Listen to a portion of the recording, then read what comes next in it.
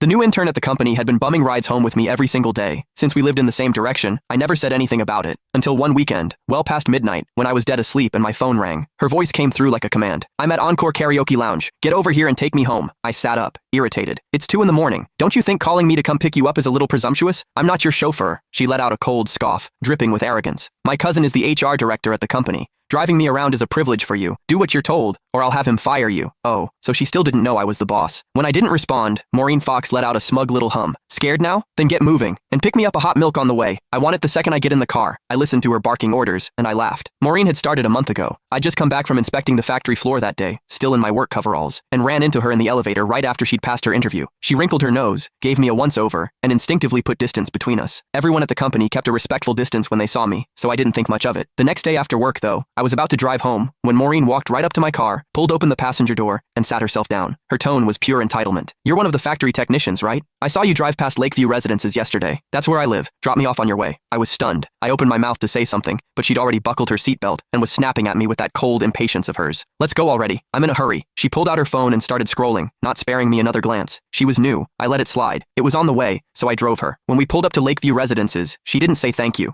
She just shoved the door shut and walked off without looking back. I thought that would be the end of it. It wasn't. From that day on, Maureen showed up in my passenger seat after work like clockwork. Never asked, never waited for an invitation. Before I could even object, she started making demands. "From now on, stop by my building in the mornings when you're heading in. Pick me up on the way. I hate the smell of smoke. I know it's your car, but no more smoking in it. I got down here 3 minutes before you today. Be faster next time. Don't make me wait. These seats are too hard. Bring a cushion for me tomorrow. Something soft. I don't like the color of this car. When you get a chance, wrap it in pink." Now I knew. Her cousin was the HR director. "Hello? Why aren't you saying anything? Are you on your way or not?" Maureen's impatient voice crackled through the phone again. I yawned. "No, I'm going back to sleep. Call yourself a cab." I hung up. Before I could even set the phone down, it rang again. Maureen again. "Are you out of your mind? You actually hung up on me? Do you have any idea that my cousin is sitting right next to me?" I replied lazily. "Oh, and?"